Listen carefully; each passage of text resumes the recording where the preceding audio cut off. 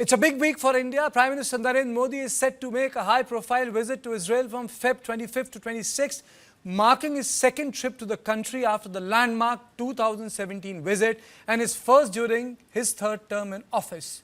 This visit signals a renewed push to deepen India-Israel ties across defense, technology, innovation and trade.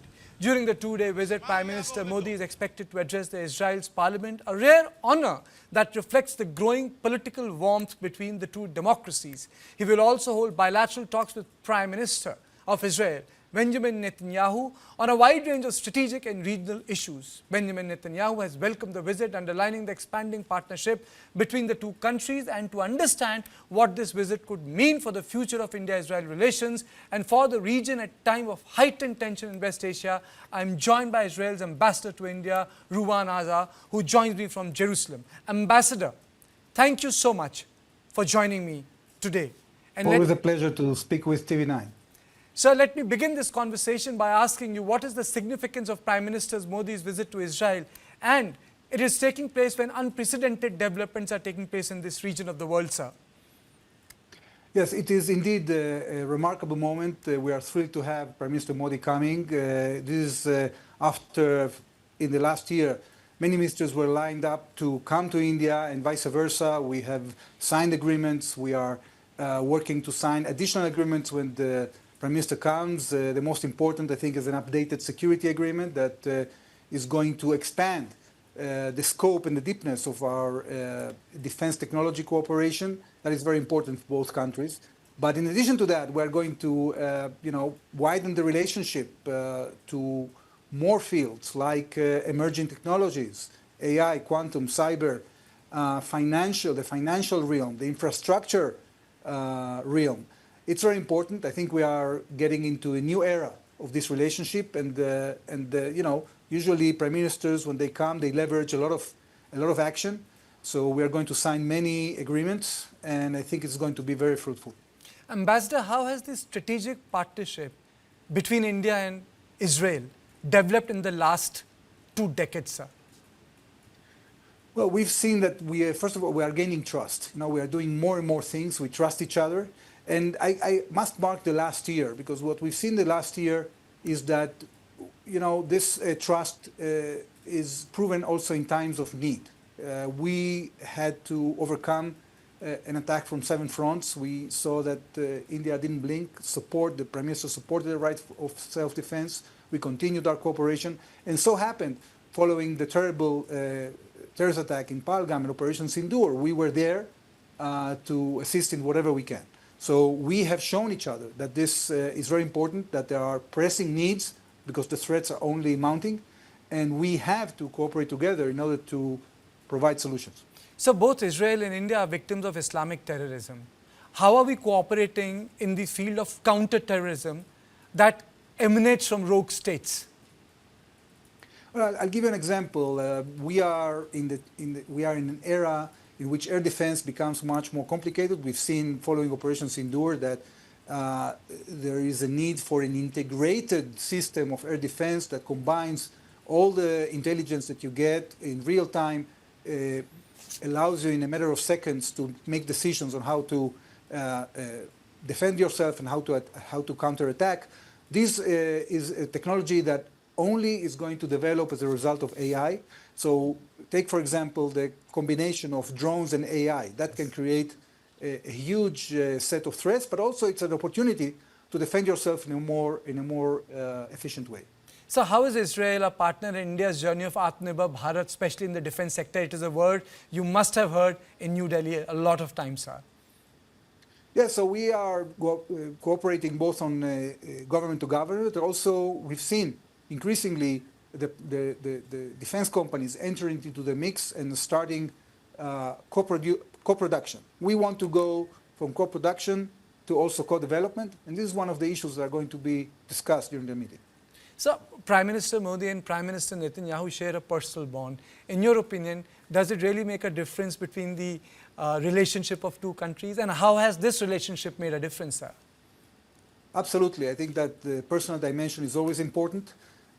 Because the rapport and the trust between the leaders, the fact that they communicate with each other quite regularly, creates a lot of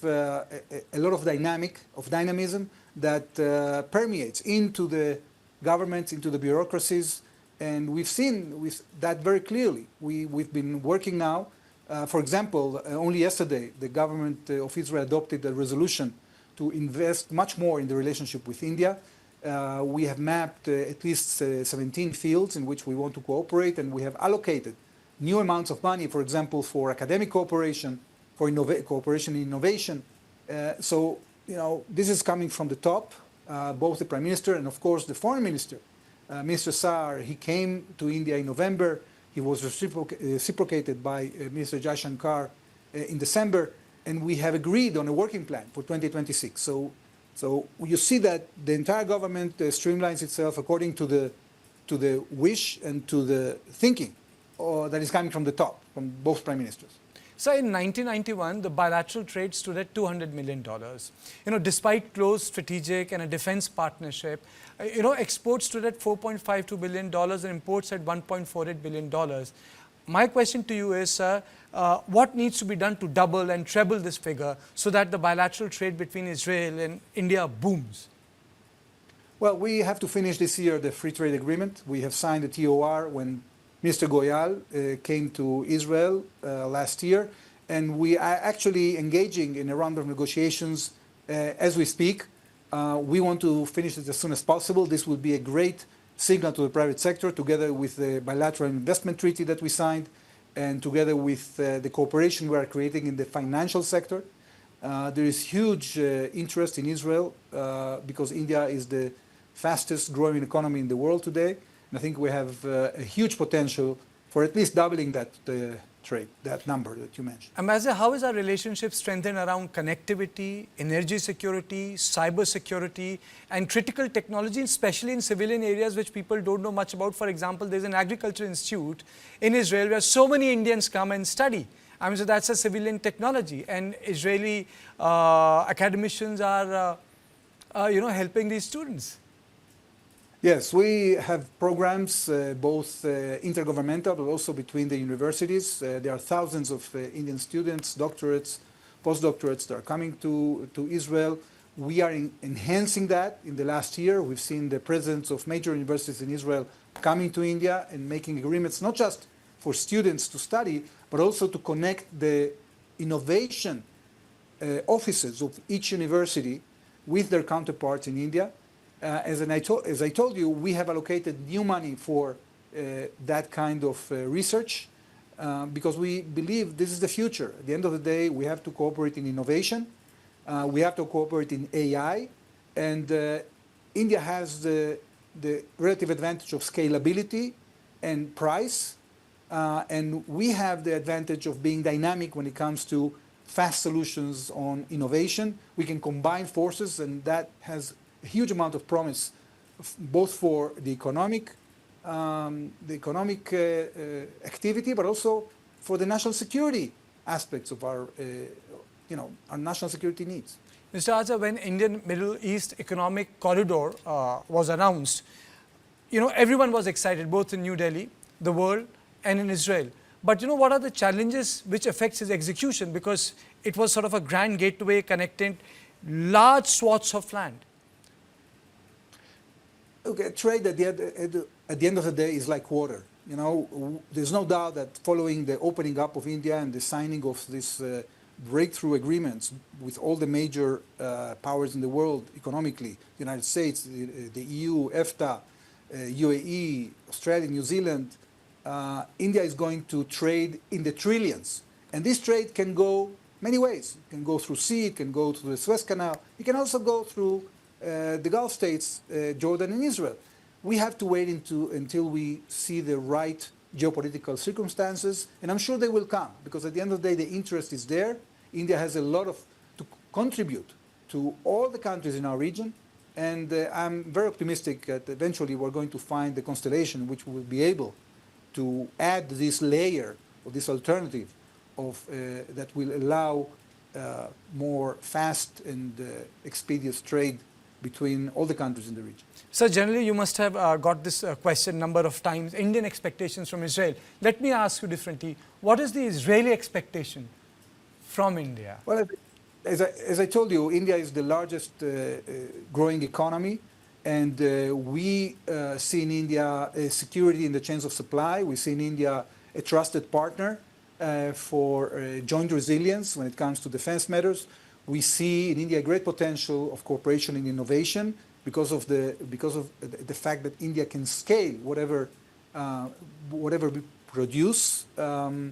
So this is a long-term relationship. It's not only about interests, it's also about values, about democracy, about dealing with common threats. So I think that what connects us is bringing us to a new era, to a situation in which our relation is expanding very fast. So let me take this opportunity to ask you this question. How is Israel prepared to deal with threats emanating from Tehran, which directly affects the security and challenges the integrity and very survival of the state of Israel? And what will Israel do if they decide to go nuclear and do not adhere to what we call common sense? Yeah, well, we already shown that we are determined to defend ourselves, and we have basically dealt with these existential threats that were coming from Iran, both on the nuclear side and also ballistic missile side. We are standing ready to defend ourselves. We will not hesitate to make sure that our existence is secured, and we hope that the Iranians will change policy. They have an alternative now. I think that the Americans have been very clear regarding what they are expecting, and we hope that there will be a diplomatic solution to this situation, and Iran not only will stop building weapons of mass destruction that puts a menace on the countries of the region, but also will stop their policy of pursuing the elimination of the state of Israel. But sir, that has not changed the behavior of Iran. They continue to fund Hezbollah, they continue to fund Hamas, and these are the terrorist organizations responsible for killing 1,300 innocent Israelis in their own country. Let's not forget that. That's right, and that's why such a negotiation that is taking place now has to deal with all the threats, not just the nuclear threat, the ballistic missile threat, the assistance to the proxies. That is very right. We hope that all these issues can be sorted out, because if they are not, the situation will continue to be very volatile. And lastly, sir, before I close this, a lot of people ask questions on Gaza. So what are your thoughts on how Gaza is going to be rebuilt? Who will run the Gaza? And what is the Israel's vision about Gaza? What should be there? Well, we, as you know, support the 20-point plan by President Trump. We really think that this stands a chance, but it provided that Hamas actually meets the commitment to disarm itself. Gaza has to be demilitarized for it to be reconstructed. And it has to be de-radicalized. So this is what we are pursuing. I think that with diplomatic pressure, it might happen. We want to give it a chance. But we won't allow the situation to come back to what we had before the 7th of October. And therefore, we are determined. We want diplomacy to succeed, but we will make sure, in one way or another, that Gaza gets demilitarized and de-radicalized. Which means if Gaza is demilitarized, the Gazans can run Gaza, but it needs to demilitarize and terrorists have to be done away. Hamas infrastructure has to be completely wiped off. Absolutely.